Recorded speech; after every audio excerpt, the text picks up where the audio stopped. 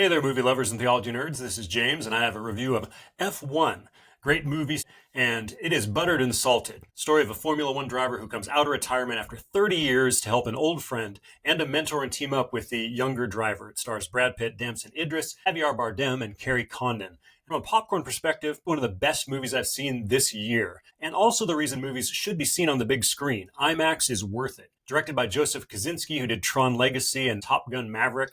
So much of this film is real racing, real cars, practical effects, and where they end and some of the CGI begins is almost indiscernible. Intense scenes, breakneck pace, and the story, kind of a shocking throwback to Hollywood's glory days instead of the last decade of decadent, unbiblical messaging that has infiltrated even films that are primarily meant to be fun. Instead, and here's where we see it from a theological perspective, this film is carbonated or maybe fuel injected with great themes of discipleship in a very countercultural way. The book of Job 12:12 says, "Is not wisdom found among the aged? Does not long life bring understanding?" In a world that's often filled with the message that old is toxic and new is progressive and better, Brad Pitt plays a surprisingly masculine, heterosexual man, Sonny Hayes, whose presence breathes life and vitality back into an ailing and almost flatlined Formula One team. Much like Tom Cruise's character in Maverick, he has vital wisdom, patience, and discipline to impart to an up-and-coming generation. He's not perfect, but this film even reveals that Damson's character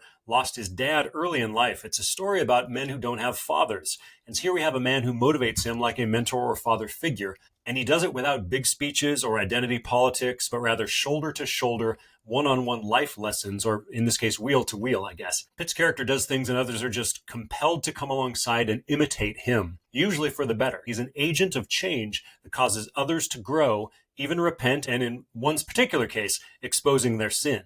It's a masterclass in how to communicate themes through action, show don't tell, as it were. For a Jerry Bruckheimer film that could have just been about fast cars, it communicates surprisingly deep themes. Even Sonny himself, in one of the few short soliloquies in the film, pines about a feeling he gets when he drives sometimes. Something Christian might liken to the God-shaped hole, or like Eric Little's apocryphal quote about how, "When I run, I feel his pleasure." This film embraces classic themes that lean toward the biblical and is surprisingly wholesome. If you like Top Gun Maverick and prefer these types of summer blockbusters to the schlock we've gotten over the last several years, get out and support it and vote for a full Popcorn Theology episode in the future. And remember, you are not a mindless consumer.